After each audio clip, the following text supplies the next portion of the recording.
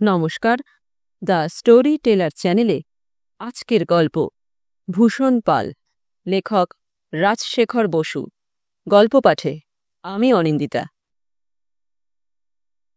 ভূষণ পাল তার এককালের অন্তরঙ্গ বন্ধু ও প্রতিবেশী নবীন সাঁতরাকে খুন করেছিল। সেশন জজ তার ফাঁসির হুকুম দিয়েছেন। আসামিকে যারা চেনে তারা সকলেই ক্ষুণ্ণ হয়েছে। তাদের আশা ছিল বড়জোর ৮-১০ বছর জেল হবে। কিন্তু ভূষণের উকিলের কোনো যুক্তি হাকিম শুনলেন না।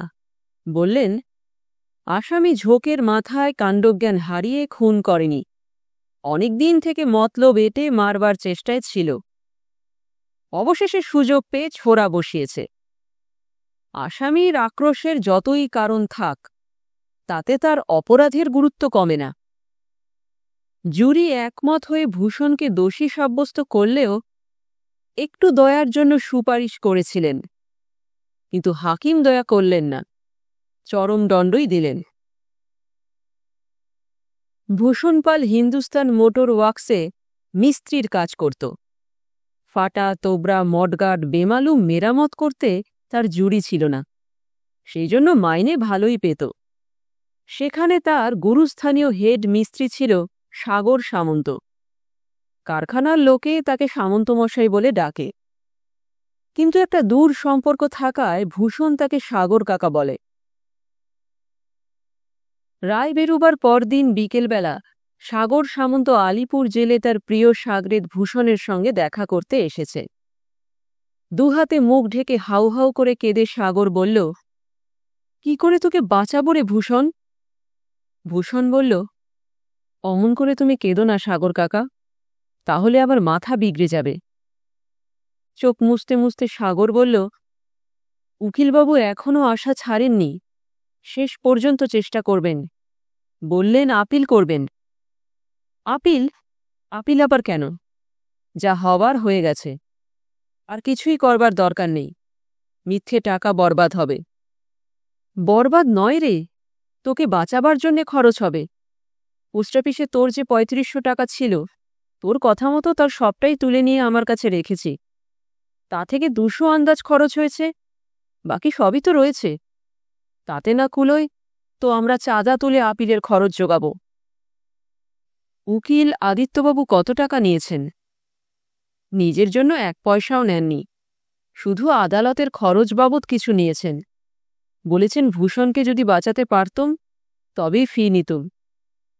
তিনি আর তার বন্ধু উকিলরা সবাই বলেছেন, আপিল করলে নিশ্চয়ই রায় পাল্টে যাবে।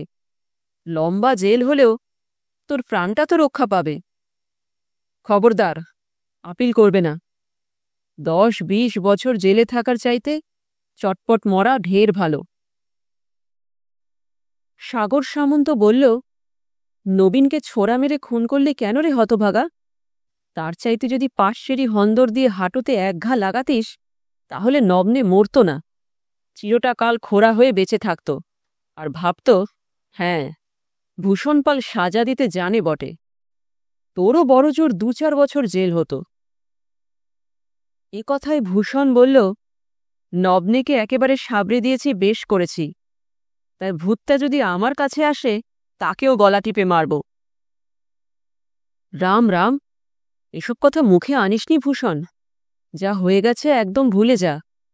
শুধু হরিনাম কর, মা কালীকে ডাক, যাতে পরকালে কষ্ট না পাস। এখন বল, তোর টাকার বিলি ব্যবস্থা কি করবি? টাকা তো কম নয়। তোর বদখেয়াল ছিল না, তাই এত জমাতে পেরেছিস। উইল করতে চাস তো উকিলবাবুকে বলবো। উইল আবার কি করতে? আমার যা পুঁজি সবই তো তোমার জিম্মে রয়েছে, তুমিই তো বিলি করবে। আন্দাজ ৩৩০০ আছে তো? তুমি বলো না সাগর কাকা, কি করা উচিত? সব টাকা তোর পরিবারকে দিবি? সজোরে মাথা নেড়ে ভূষণ বলল, ১ পয়সাও নয়। আচ্ছা, বউকে না হয় না দিলি, তোর ১ বছরের ছেলেটা কি দোষ করল? তাকে তো মানুষ করতে হবে। সে আমার ছেলে নয়, সবাই তা জানে। দেখনি, তার চোখ ঠিক নগ্নের মতো টেরা। তারা এখন আছে কোথায়? যেদিন তুই গ্রেপ্তার হলি তার পরদিনই তোর বউ ছেলেকে নিয়ে বাপের বাড়ি চলে গেছে। বাপের অবস্থা তো ভালোই, বেটি আর বেটির পোকে খুব পুষতে পারবে। তোর বাসায় কেউ নেই খবর পেয়েই আমি তালা লাগিয়েছি। পাশে যে ঘুঁটেওয়ালি যশোদা বুড়ি থাকে তাকে দিয়ে মাঝে মাঝে ঘরদোর সাফ করাই। ও বাসা রেখে কি হবে, ভাড়া চুকিয়ে দাও।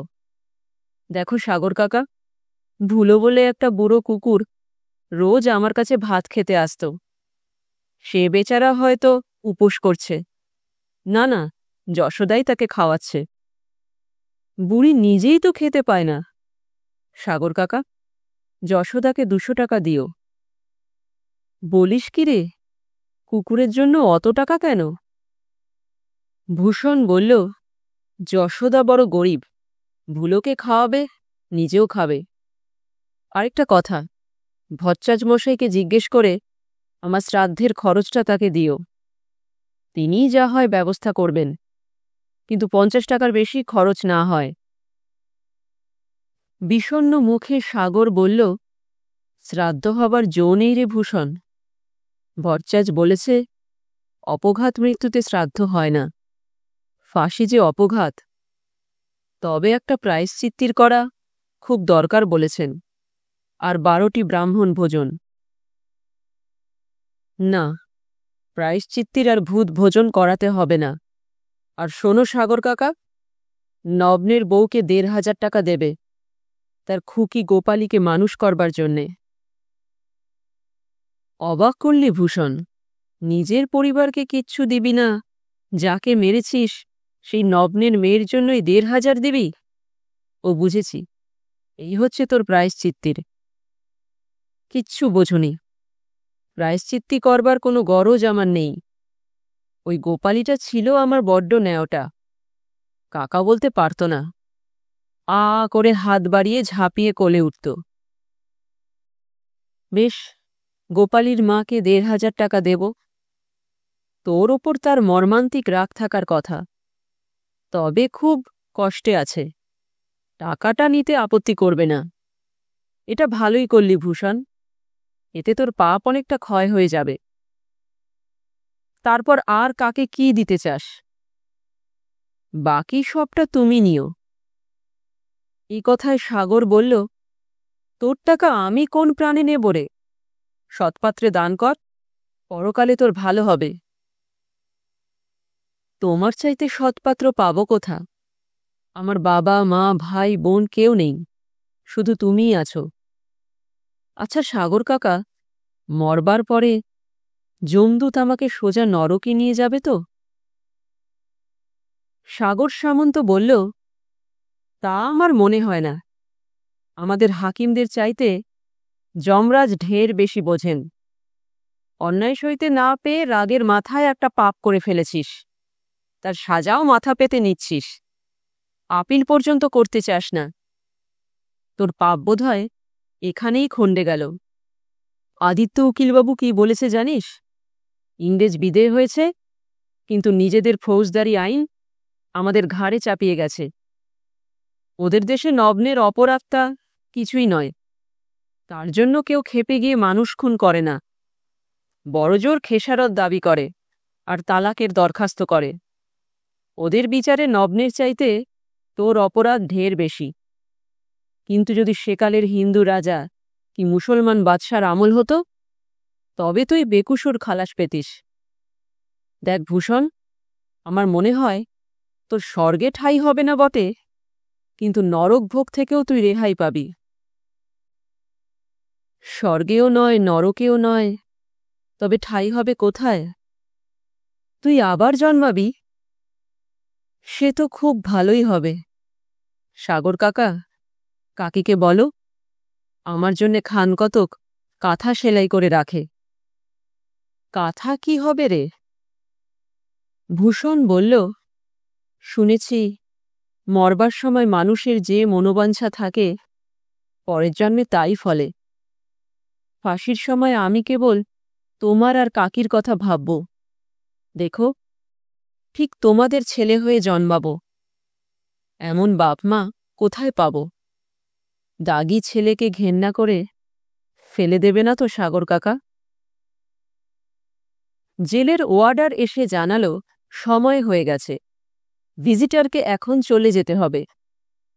সাগর সামন্ত ভূষণকে একবার জড়িয়ে ধরল, তারপর ফোপাতে ফোপাতে চলে গেল।